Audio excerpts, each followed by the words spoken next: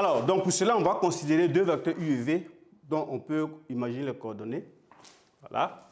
Donc, soit deux vecteurs.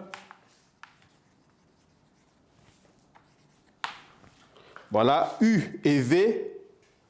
Donc, U, coordonnées X, Y. Et V, coordonnées X', Y'.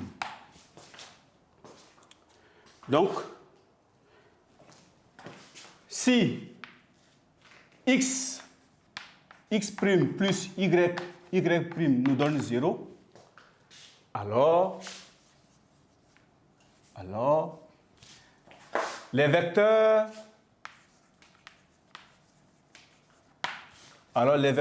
U et V sont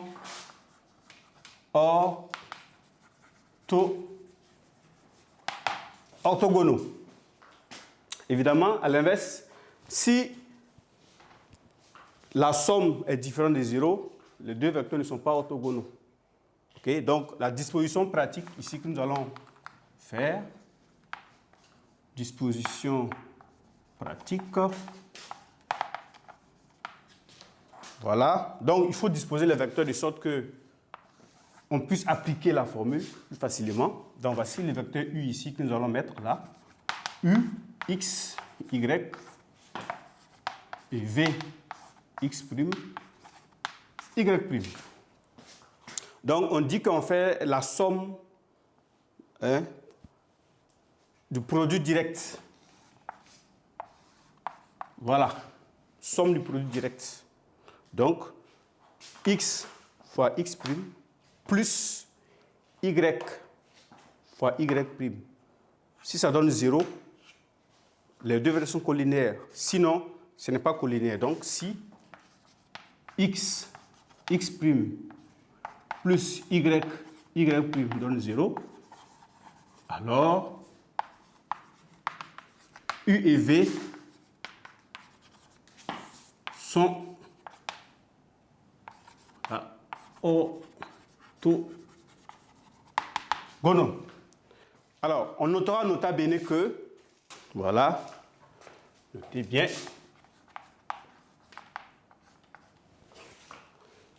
OK.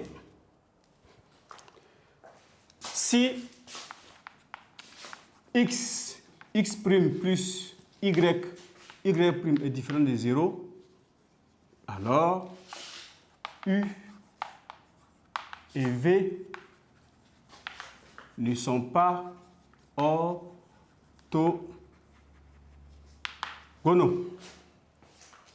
Alors, quelle est l'importance que nous pouvons accorder à ces propriétés-là? Alors, ici, ça va nous permettre de démontrer que deux droites sont perpendiculaires ou non. Voilà, nous avons vu dans le chapitre précédent comment utiliser le théorème de Pythagore, voilà, surtout la réciproque pour montrer que deux droites sont perpendiculaires.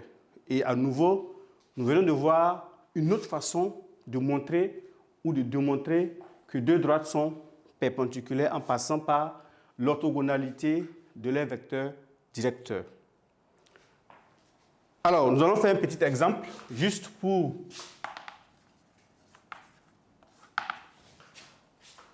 voilà, considérons le vecteur U, coordonnées -1, 3, V, coordonnées 3, 1. Voilà. Démontrons que, voilà,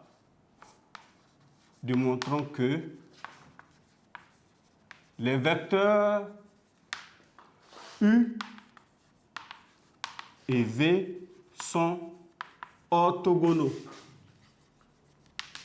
Voilà, démontrons que les vecteurs U et V sont orthogonaux. Qu'est-ce qu'il faut faire? Il faut simplement appliquer la propriété. OK? Donc,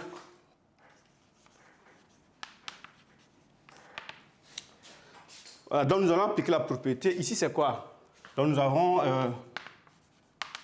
la disposition pratique veut que,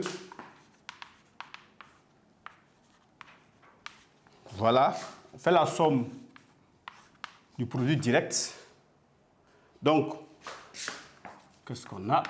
On a moins 1 fois 3 plus, donc plus 3 fois 1 qui est égal. Donc, moins 1 fois 3, ça nous donne moins 3, plus 3 fois 1, ça nous donne 3. Donc, moins 3 plus 3 nous donne 0. Donc, nous avons cette égalité qui est vraie. Ainsi, nous pouvons conclure que les deux vecteurs sont orthogonaux. Alors, les vecteurs U et V sont orthogonaux. Alors, donc, pour ce principe-là, à partir de ce résultat-là, nous pouvons effectivement ajouter que les droites que portent les vecteurs U et V sont perpendiculaires.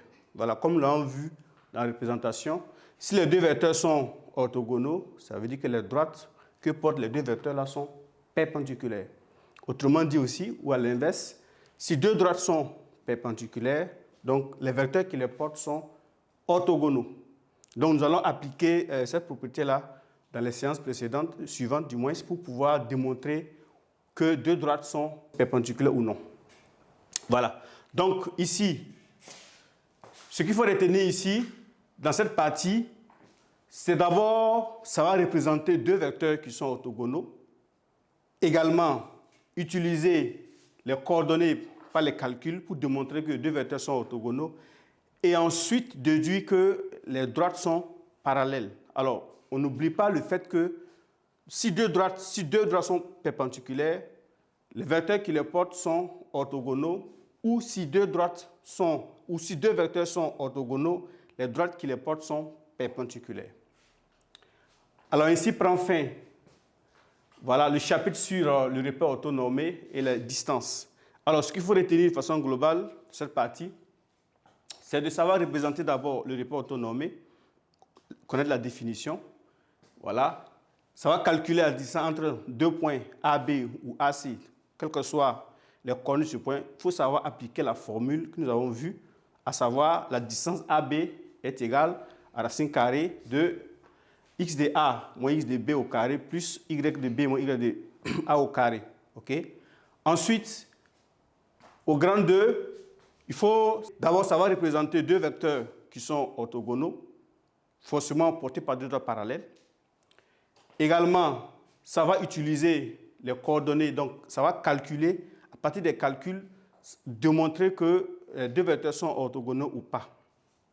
Donc, voici quelques grands objectifs du chapitre sur le repère orthonormé.